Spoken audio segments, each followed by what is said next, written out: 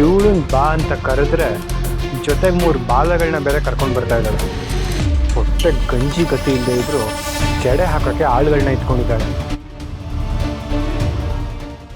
ಲಕ್ಷ್ಮಿ, ನೀನು ಹೋಗಿ ಮಾತಾಡ್ಕೋ ಬಾ. ಪರವಾಗಿಲ್ಲ ಬನ್ರೆ, ನಿಮ್ಮಿಬ್ಬರುಗಳ ಮಧ್ಯೆ ನಾವೇನಕ್ಕೆ? ನೀನು ಹೋಗಿ ಮಾತಾಡ್ಕೊಂಡು ಬಾ. ಛೀ, ನಮ್ಮಿಬ್ಬರ ಮಧ್ಯೆ ಏನೇ ಪರ್ಸ್ನಲ್ಲು. ನಾನು ಬೇಕಾದರೆ ರೋಡಲ್ಲಿ ಹೋಗೋ ಯಾರನ್ನಾದರೂ ಮಾತಾಡಿಸಿ ಏನಾದರೂ ಹೇಳ್ಕೊತೀನಿ.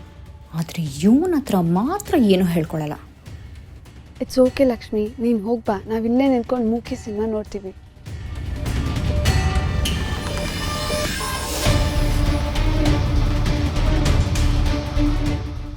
ಏಯ್, ಇಲ್ಲಿ ಕಾಯ್ತಾ ನಿಂತಿದ್ರು ಅಲ್ಲೇನೆ ಮೀಟಿಂಗ್ ನಿಂದು. ಬೇಗ ಬೇಗ ಬರೋಕ್ಕಾಗಲ್ವಾ?